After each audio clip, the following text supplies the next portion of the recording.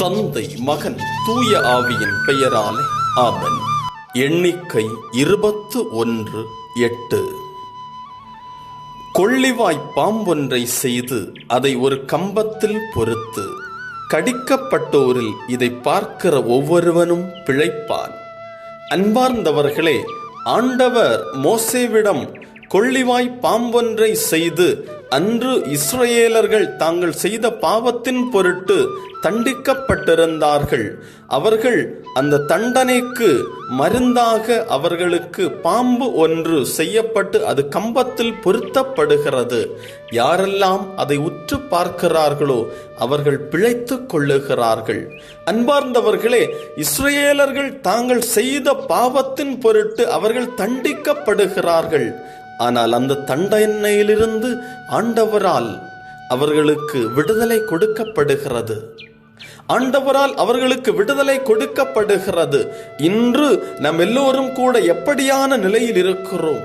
நம்முடைய வாழ்வு எப்படி இருக்கிறது? பல நேரங்களில் பல நிலைகளில் நாம் தீமையை தேடி செல்லுகிற பொழுது, பாவத்தை நாடி செல்லுகிற பொழுது, அந்த பாவத்திலிருந்து நமக்கு கிடைக்கின்ற தண்டனை நம்மேல் வந்து சாராதபடி, அந்த பாவத்தின் வழியாய் நமக்கு கிடைக்க வேண்டிய தண்டனை நம்மை வந்து அடையாதபடி நம் எல்லோரும் சிலுவையில் ஆண்டவரை உற்று நோக்க வேண்டி இருக்கிறது.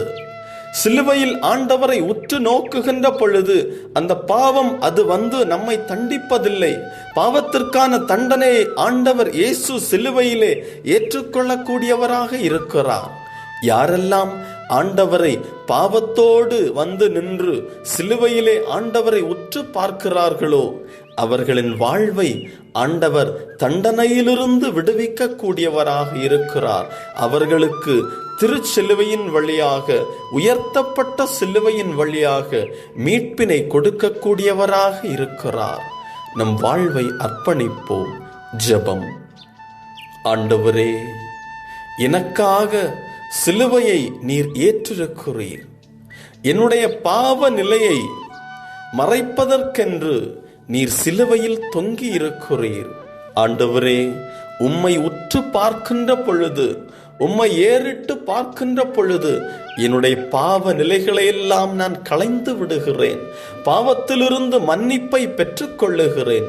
ஆண்டவரே, திரு சிலுவையிலிருந்து உம்முடைய இரக்கம் எனக்கு கிடைக்க பெறுகிறது. ஆண்டவரே, உம்முடைய இரக்கத்திற்கு, உம்முடைய திருச்சிலுவைக்கு ஒவ்வொரு நாளும் நான் நன்றியுள்ள மகனாக, மகளாக இருப்பேனாக.